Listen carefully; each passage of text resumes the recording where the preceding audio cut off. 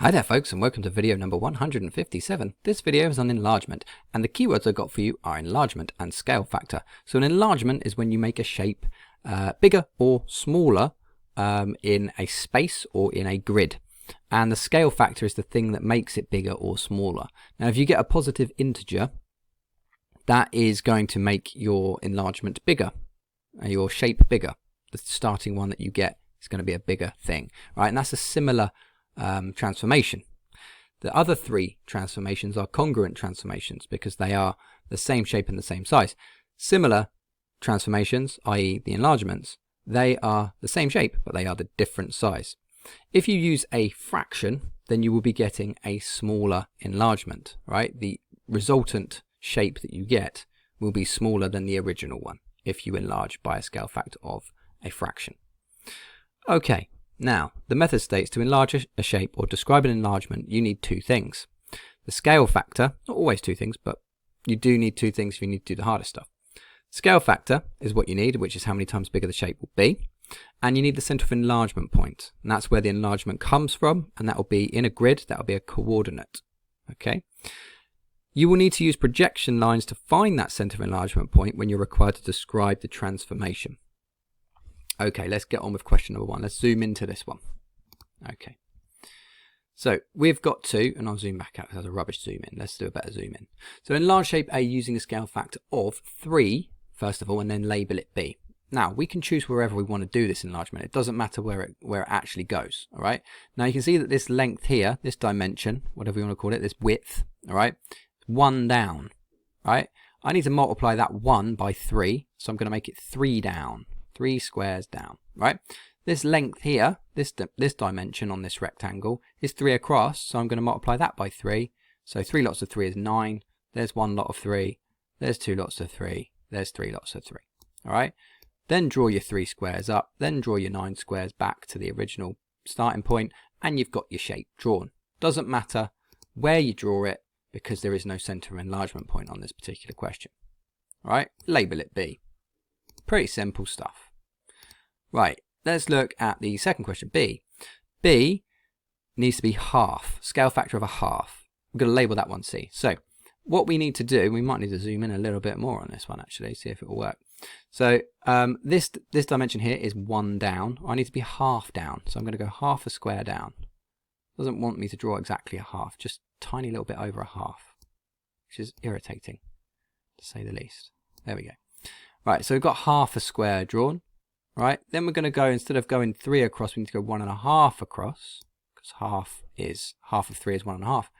Down a half, and then back to the beginning, 1.5.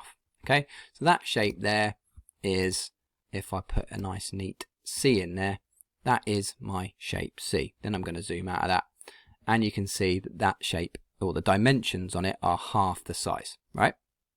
Now, I won't go into area scale factors and volume scale factor too much here, right? But they're different things, okay?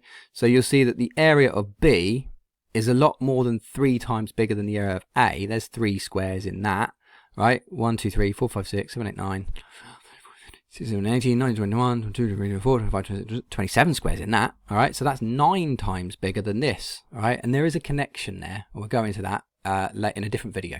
Okay, now let's have a little look at the second question, all right, where we've got question 2, enlarge a shape C from a particular point. Now this is where it gets a little bit more complicated for people, all right. What I'm going to do is I'm going to first of all plot that point on there, and I'm just looking at the scale factor, and a scale factor of 2, we're going to label it D. So I'm going to plot that point -2, 1.5, so -2 on the x-axis, 1.5 on the y-axis is there. There's my starting point. This is something we didn't have in that first question. So we have a specific place to draw our enlargement in this particular problem. Now I'm going to choose this corner here of the triangle to get to from my center of enlargement point. I'm going to go down 1 and I'm going to go across 1 to get there.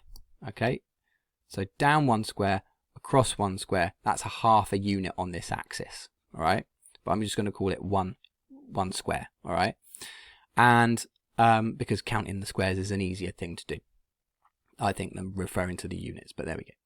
What I'm going to do is I'm going to look at that 1 down and 1 across, and I need to multiply that by a scale factor of 2. I need to make that 2 times bigger, right? That distance needs to be 2 times bigger. So I'm going to get a different color for you, and I'm going to show you that different, or that 1 times by 2 measurement there. So 1 times by 2 makes 2, 2 down, and 2 to the right. Okay, so this is where I need to start my enlargement. Okay, that's where it has to be, right here, right? So I'm going to start there, and you can see that along the base of that triangle, it's already 2 squares. So 2 times by 2, which is the scale factor, is 4. So 4 squares along, right? Going up on the original triangle by 1 square, times that by 2, that's going to be 2. And then I'm just going to join those 2 points together, and then I'm going to label that D, because that's shape D. That is exactly where it needs to be. Okay, so what you could do as well is you could draw some projection lines in, all right, just to check that it's correct. All right, so that point goes through the corresponding point on the original, and then through the center of enlargement point. Okay, and then so does this point here, and so does this point here. All right, and they all go back through that point. So we know we've got it in exactly the right place. That's just a nice way of checking. Some people use that method to do the enlargement. I don't.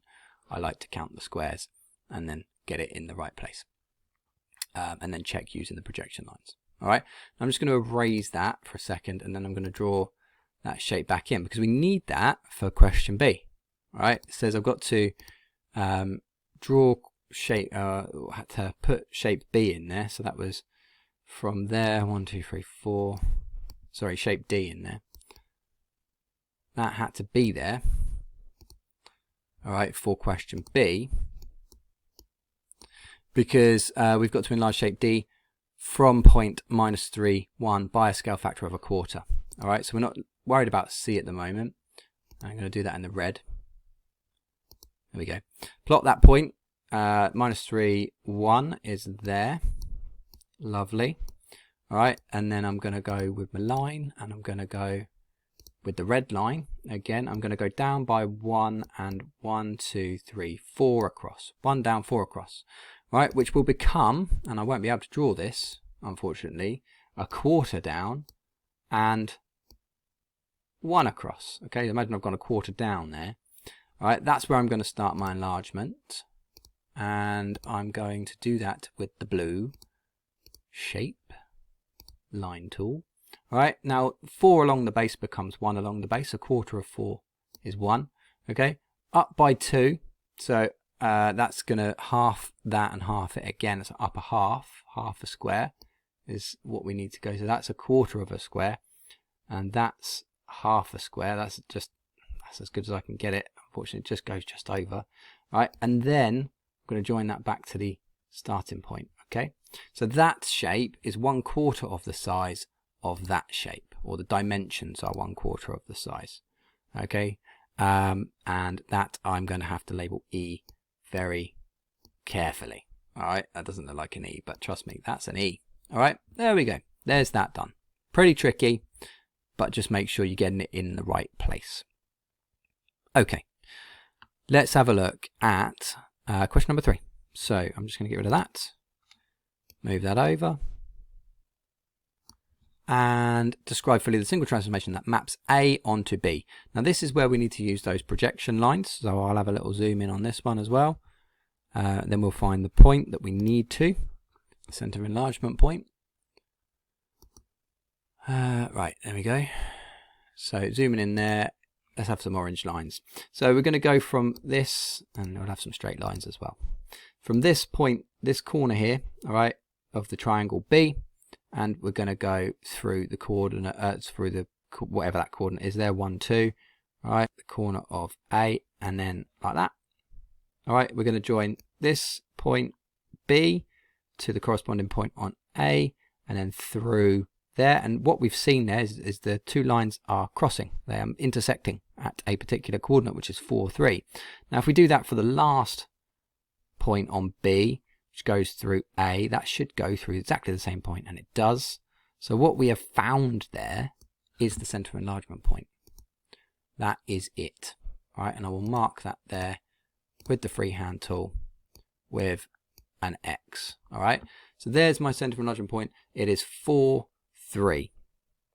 Okay, now we can tell that A onto B is an enlargement. A is smaller than B, so A needs to be multiplied by something to make B. But if you look at any one of the dimensions here, we know it's a transformation, we know it's an enlargement, all right? One length or one unit across here, all right, on the triangle is now 3 on B, so that's a scale factor of 3. Okay, and you can check on the other one as well. 1 down, 3 down, yes, it's definitely an enlargement. Sometimes you might get asked if it is actually an enlargement. All right, so I'm going to remember that information because I'm going to have to get rid of it.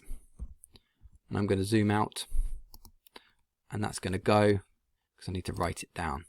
All right, now I've mentioned what it was. If you want to have a look at it again, please rewind the video.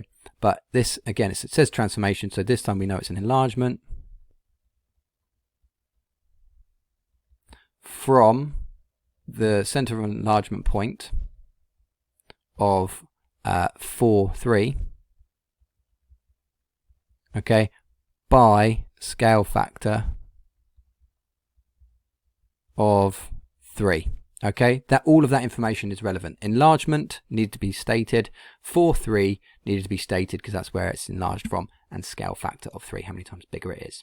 All right, so there you go. That's enlargement in a nutshell. There will be another enlargement video for negative scale factor enlargements. It's a little bit trickier. All right, but that's it for foundation on the world of transformations. Hope you enjoyed it. Hope you've understood everything you need to understand. Most important thing you can do is practice them yourself. All right. So thanks for watching. Please watch some more. Take care of yourselves. Bye bye.